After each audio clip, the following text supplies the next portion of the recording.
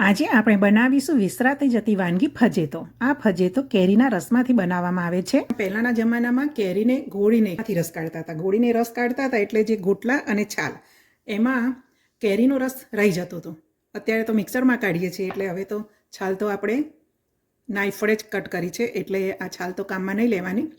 પણ જો ગોળીને આપણે રસ કાઢ્યો હોય તો એની છાલમાં પણ રસ હોય છે અને ગોટલામાં પણ રસ હોય છે. પણ આ ગોટલામાં રસ છે તો એ રસને પાણી વડે ધોઈ લેવાનો અને એમાંથી ફજેતો બનાવવાનો. 1 ગ્લાસ જેટલું પાણી ઉમેરી લઈએ. હાથને સરસ સોપ વડે ધોઈ લેવાના, કેમ કે આ ગોટલા ઉપરથી જે રસ હોય હાથ વડે જ આપણે ધોવાનો હોય છે. એટલે આ સરસ રીતે મેં ધોઈ લીધા છે. તો એક પછી એક ગોટલો એમાં મૂકતા જઈશું અને આ રીતે એને સરસ રીતે એનો જે રસ હોય ગોટલા ઉપર એ બધો પાણીમાં લઈ લેવાનો છે. આ રીતે જુઓ, દેખાય છે ને રસ આવતો. એટલે પહેલાંના જમાનામાં લોકો કેરીના ગોટલામાં કે છાલમાં પણ રસ નહોતા જવા દેતા અને આ રીતે ફજેતો બનાવી દેતા હતા. તો આજે હું તમને આ ફજેતાની રેસીપી શેર કરવાની છું. આ રીતે ધોઈને ગોટલો એકદમ ચોખ્ખો કરી દેવાનો, એટલે ગોટલામાં જેટલો રસ હશે એ બધો પાણીમાં આવી જશે. એક ગોટલો ધોઈ લીધો. હવે એવી રીતે આપણે બીજો ગોટલો પાણીમાં ધોઈ લેવાનો. જો ગોટલામાં ઘણો બધો રસ આવી રીતે રહી જતો હોય છે. તો આ રીતે પાણીમાં ધોઈએ એટલે બધો જ રસ, અને જોવાનું કેરી સારી હોય, ગોટલો સારો હોય તો જ આ રીતે પાણીમાં ધોવાનો. જો ગોટલો બગડેલો હોય તો એવા ગોટલાનો ઉપયોગ નહીં કરવાનો. તો જુઓ કેટલો બધો રસ આવે છે ને અંદર. તો આ જ રીતે હું ગોટલા ધોઈ લઈશ. રેસાવાળી કેરી હોય ને એમાં જ આ રીતે રસ રહી જતો હોય છે. રેસા વગરની કેરી હોય એમાં તો ગોટલામાં પણ રસ નહીં હોય. રેસાવાળી કેરીમાં ગોટલામાં પણ રસ હોય છે અને છાલમાં પણ હોય છે, પણ છાલ આપણે નાઈફ વડે કાઢીને પછી એમાંથી રસ કાઢ્યો છે એટલે છાલમાં તો રસ નથી. પણ ગોરીને આપણે જો ડાયરેક્ટ રસ કાઢીએ તો છાલમાં પણ રસ હોય. તો આ જ રીતે આપણે બધા ગોટલા ધોઈ લઈએ. બધા જ ગોટલા મેં ધોઈ લીધા છે. તો આ રીતે ગોટલા ધોઈશું તો જુઓ આમાં કેટલો બધો રસ દેખાય છે. હવે આમાંથી આપણે ફજેતો બનાવવાનો છે.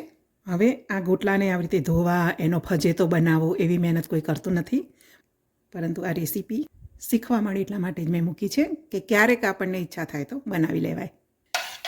હવે આને સરસ મિક્સ. હવે આને ગાળી લેવાનો, એટલે રેસા હોય તો નીકળી જશે અને કંઈ લમ્સ હોય તો એ પણ આપણે ચાણીમાં ઘસી લઈશું એટલે લમ્સ નહીં રહે. રેસા બધા ઉપર આવી જશે એટલે ખાવામાં રેસા નહીં આવે જરા પણ. તો જુઓ સરસ રીતે ગળાઈ ગયું છે. જો તમારે ફજેતો બનાવવો હોય અને ગોટલા કે છાલ ધોવાની મહેનત ના કરવી હોય તો તમે 2-3 ચમચા રસ લઈ અને આ રીતે ફજેતો બનાવી શકો છો.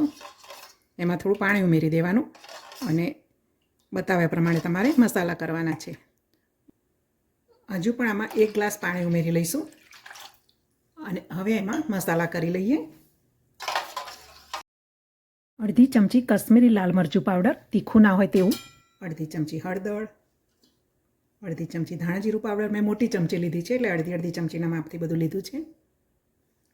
સ્વાદ અનુસાર મીઠું. જો કેરી ખાટી હોય તો એમાં આપણે થોડો ગોળ ઉમેરવાનો, પણ એ ટેસ્ટ કરી લેવાનો. જો કેરી ગળી હોય તો એમાં ગોળ ઉમેરવાની જરૂર નથી. હવે બધા મસાલા પહેલાં મિક્સ કરી લઈએ. 1 ચમચી જેટલું બેસન ઉમેરી લઈએ. આ ફજેતો વધારે ઘટ નથી બનાવવાનો હતો એટલે વધારે બેસન આમાં નહીં ઉમેરવાનું. બસ 1 ચમચી જેટલું બેસન ઉમેરી લઈએ અને બેસનને પણ સરસ રીતે મિક્સ કરી લઈએ. બેસનનો ક્યાંય લમ્સ હોય તો આ રીતે થોડો એને હાથ વડે મિક્સ કરી લઈશું. એક પણ લમ્સ ના રહે એ રીતે બેસન મિક્સ કરી લેવાનું છે. હવે એનો વઘાર કરી લઈએ. ગેસ ચાલુ કરીને ગેસ પર કઢાઈ મૂકી દઈએ. એમાં વઘાર માટે તેલ ઉમેરી લઈએ. 2 નાના ચમચા જેટલું તેલ મેં ઉમેર્યું છે. હવે તેલને ગરમ થવા દઈએ. એમાં 1 ચમચી જીરું ઉમેરી લઈએ.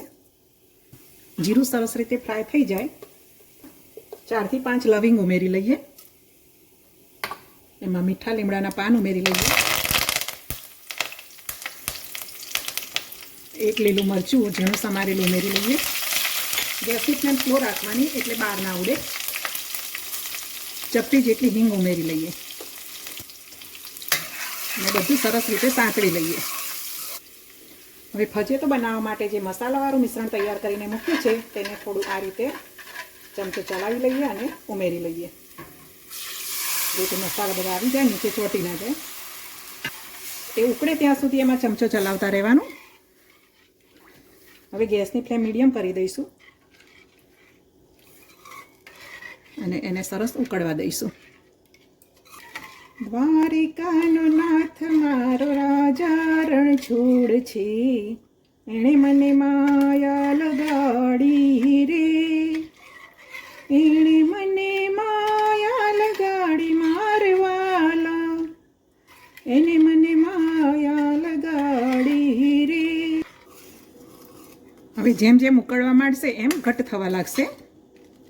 જો આપણે જે કેરીનો રસ કાઢ્યો હોય એ કેરી ખાટી મીઠી હોય તો બસ આપણો ફજેતો તૈયાર થઈ ગયો. પણ જો કેરી વધારે ગળી હોય અને તમારે ફજેતો ખાટો મીઠો બનાવવો હોય તો આમાં 1 ચમચી દહીં પણ ઉમેરી શકાય. મારે આ કેરી વધારે ગળી છે એટલે હું 1 ચમચી દહીં ઉમેરી લઉં એમાં, એટલે સરસ ખાટો મીઠો ફજેતો બનીને તૈયાર થશે. તો આ રીતે ઉકળે પછી જ એમાં આપણે દહીં ઉમેરીશું. 1 ચમચી ખાટું દહીં ઉમેરી લેવાનું. આ ફજેતો જ્યારે આપણે ખાવાનો હોય ત્યારે જ બનાવવાનો, આને બનાવીને મૂકી નહીં રાખવાનો, કેમ કે ગરમીમાં જો આવી વસ્તુ બનાવીને મૂકી રાખીએ તો બગડી જાય. હજુ પણ એને સરસ ઉકળવા દઈએ. સરસ મજાનો ફજેતો બનીને તૈયાર થઈ ગયો છે.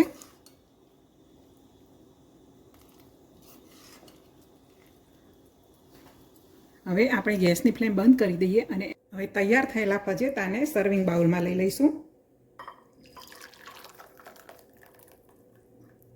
ઉપરથી થોડા ધાણા ઉમેરી લેવાના. તો તૈયાર છે સરસ એવો કેરીનો ફજેતો. ફજેતો બનાવ્યો હોય ત્યારે કેરીનો રસ તો બનાવેલો જ હોય. તો પહેલાં આપણે કેરીનો રસ, રોટલી અને શાક ખાઈ લીધા પછી ભાતની સાથે ફજેતો સર્વ કરવાનો હોય છે. તો હવે ગરમ ગરમ ભાત અને સાથે ગરમ ગરમ ફજેતો સર્વ કરી લઈએ. આ રીતે ફજેતો બનાવીને એક વખત ભાત સાથે તમે ખાશો તો વારે વારે ખાવાનું મન થઈ જાય એટલો ટેસ્ટી ફજેતો બનીને તૈયાર થાય છે. જો રેસીપી ગમી હોય તો વિડીયોને લાઇક કરશો, ચેનલને સબસ્ક્રાઈબ ન કરી હોય તો સબસ્ક્રાઈબ પણ કરી દેશો. જય શ્રી કૃષ્ણ, જય માતાજી.